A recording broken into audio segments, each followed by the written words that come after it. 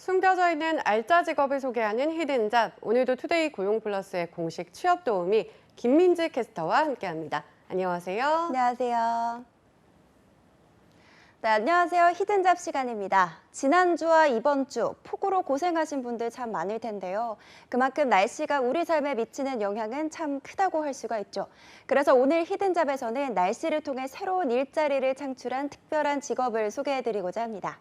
네, 특히나 이번에 날씨의 중요성을 깨달은 분들이 더욱 많을 텐데요. 그래서 오늘 히든잡이 더 특별하게 다가올 수 있을 것 같습니다. 그렇다면 어떤 직업일까요?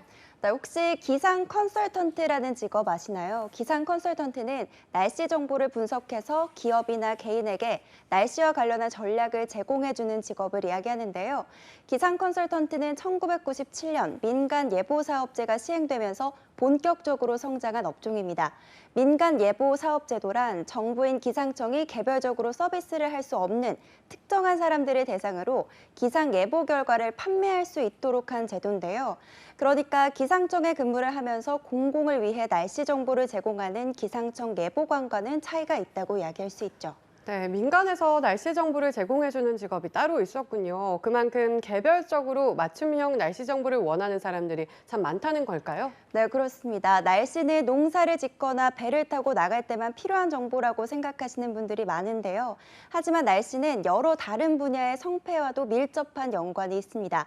가령 백화점의 세일 기간이나 여름이나 겨울과 같은 계절 의류에 대한 생산량을 날씨를 통해 판단할 수 있죠. 여기에 스키장 오픈일이나 외부 행사, 전력 수요들을 예측해서 전력 수급량을 조절해야 하는 전력회사 등 날씨 때문에 영향을 받는 분야나 기업들이 참 많습니다.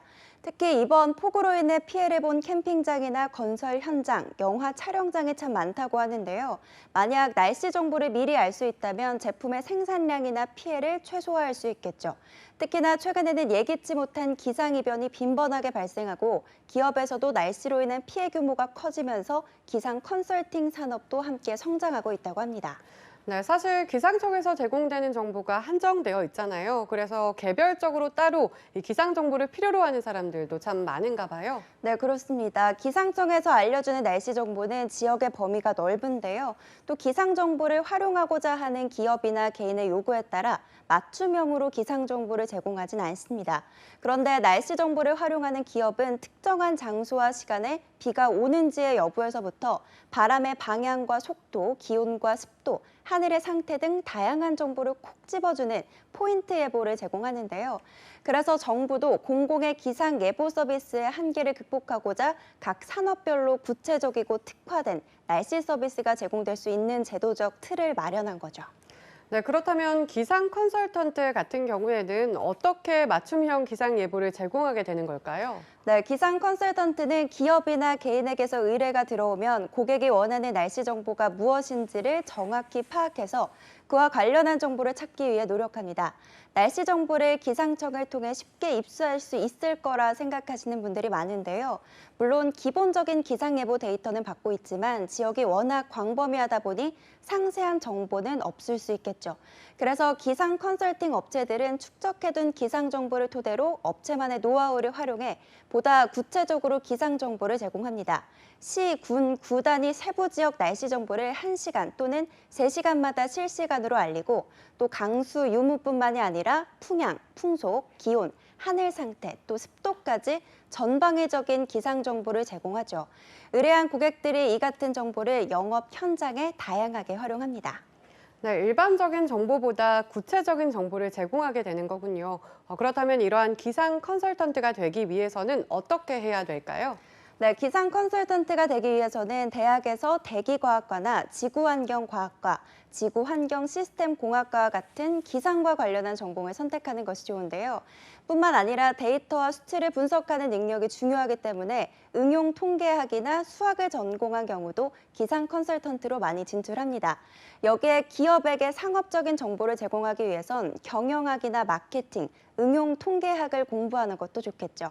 또 우리나라에서 기상 관련업을 하기 위해서는 기상예보 분야 기상예보사가 1명 이상, 기상감정업에서는 기상감정사가 1명 이상, 기상 컨설팅업에서는 기상예보사, 기상감정사, 기상예보기술사처럼 자격증을 소지한 전문 인력을 1명 이상 갖추고 있어야 하는데요. 현재 우리나라의 600여 개의 기상기후 사업체 현황을 살펴보면 자격증을 가지고 있는 전문 인력은 6%에 불과하기 때문에 관련 자격증을 가지고 있을수록 그 전망은 더욱더 높다고 할 수 있습니다. 또 군대에서 기상장교로 일한 경력이 있다면 실전 경험이 있는 만큼 기상 컨설턴트로 진출하는 데 유리하다고 합니다. 네, 그런데 기상 컨설턴트의 경우 날씨가 특히나 중요한 기간에는 늘 긴장을 놓지 않고 일을 해야 해서 업무 강도가 상당히 높을 것 같은데 어떤가요? 네, 회사 분위기나 업무 시간은 일반 회사와 크게 다르지 않지만 말씀하신 대로 봄철 황사나 여름철 장마, 태풍, 폭설이 있는 경우는 비상근무를 해야 하기도 하죠. 기상청과 다르게 날씨 정보로 이익을 얻기 때문에 정보의 정확도와 질에 대한 책임감과 부담도 큽니다. 하지만 자신이 분석한 날씨를 통해 재해를 미리 예방할 수 있다는 사실만으로도 직업적 보람은 크다고 할 수가 있죠.